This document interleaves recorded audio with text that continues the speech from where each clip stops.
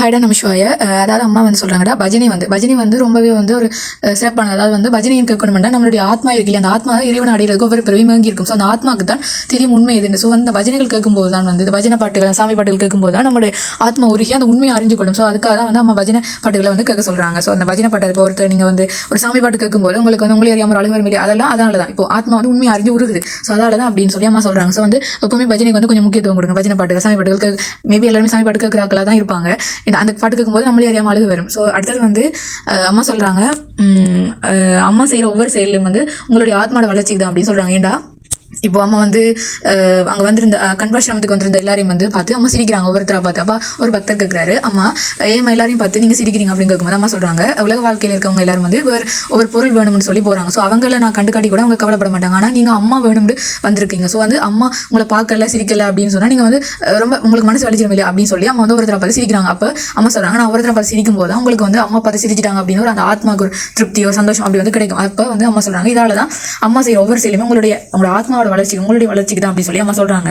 அடுத்தது வந்து அம்மா வந்து இப்படி எல்லாம் சொல்லிட்டு அந்த ஏற்கனவே பார்த்த அருள்மொழி இருக்கு அந்த டீ குடிக்கிற உணவு கட்டுப்பெல்லாம் சொன்னாங்க. அதுக்கப்புறம் அம்மா என்ன செய்யறாங்க, வேன்ல போகும்போது டீ குடிக்கிற கடையில நிப்பாட்ட சொல்றாங்க. அப்ப எல்லாரும் என்ன செய்யறாங்க, ஒரு ஆளை தவிர டீ குடிக்கிற மிச்சம் எல்லாருமே போய் டீ குடிக்க போயிட்டாங்க. அப்போ அம்மா நைட்டு வந்து இதை வச்சு சொல்றாங்க, எனக்கு வந்து உங்க மேல கோபம் இல்லையே அப்படின்னு சொல்லும்போது ஒரு பக்தர் கேட்கறது ஏனம்மான்னு சொல்லும்போது அம்மா சொல்றாங்க, டீ குடிக்க நான் சொன்னோடனே நீங்க எல்லாரும் போய் குடிச்சிங்க பாத்தீங்களா, தப்பு தானே ஏன்னு சொல்லும்போது அம்மா ஏன் அப்படி சொல்றாங்கடாடா.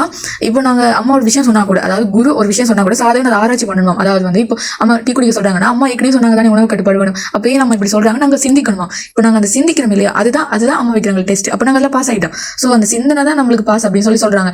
அப்போ இப்போ யாராச்சும் குடிச்சு கொண்டு இருந்தா கூட, நம்ம டீ குடிக்கும் போது கூட இதை யோசிச்சிருந்தா கூட அது பாஸ் ஆகிருப்பாங்க அப்படின்னு சொல்றாங்க. இப்போ அதுக்காக வந்து குரு என்ன சொன்னாலும் கேட்கக்கூடாது அப்படின்னு இல்லடா. அம்மா இதை சொல்றாங்கடா, உங்களோட லட்சியத்துக்கு தடையான ஏதாவது சொன்னா நீங்க கேட்கக்கூடாது. லட்சியத்துக்கு தடையாண்டா இப்போ இறைவன் அடைகிறது உண்மையான லட்சியம், அதுக்கு தடையா. இப்போ கடவுளை நினைக்காதுன்னு சொன்னா அம்மாவே வந்து சொன்னா நாங்க நினைக்க விட்டுருவோமா, அம்மா சொல்லிட்டாங்க தானே அப்படின்ட்டு நாங்க நினைக்க விட்டுறக்கூடாது. ஏன்னா அம்மா அதை பத்தி சொல்லல, அதுக்கு தான் ஆராய்ச்சி பண்ண சொல்றாங்க. ஆனா இப்போ உலக வாழ்க்கை விஷயங்கள், இப்போ வீடு கட்டணும், கல்யாணம் பண்ணணும், அப்படி உலக வாழ்க்கை விஷயங்களை போய் அம்மா கிட்ட கேட்கும்போது அம்மா இப்போ இதை பண்ண வேணாம் அப்படின்னு சொல்லிட்டாங்கடா, நாங்க பண்ணிடக்கூடாது. ஏன்னா அம்மா நம்ம நல்லது தான் பண்ணுவாங்க. ஏன்னா உலக வாழ்க்கை விஷயங்களை பத்தி அம்மாவுக்கு தானே தெரியும். எது நடக்கும், எது நடக்கக்கூடாது, எது பண்ணா சரி தப்பு அப்படின்னு சொல்லி. அதனால அந்த விஷயங்கள் உலக வாழ்க்கை விஷயங்களை பொறுத்த வரைக்கும் அம்மா சொல்றதை நாங்க கண்டிப்பா கேட்கணும். ஆனா இந்த கடவுள் அடைகிறது, கடவுள் ரிலேட்டட் அம்மா ஏதாவது சொன்னாங்கன்னா நாங்க ரியலைஸ் பண்ணி அதை யோசிக்கணும், ஆராய்ச்சி பண்ணணும்னு அம்மா சொல்றாங்க. அடுத்தது வந்து ஒரு பக்தர் கேட்குறாரு, அம்மா 7 மணி உணவுல எவ்வளவு கட்டுப்பாடா இருக்கீங்கன்னு சொல்லும்போது அம்மா சொல்றாங்க, உடலை உணவு தானே வளர்க்குது.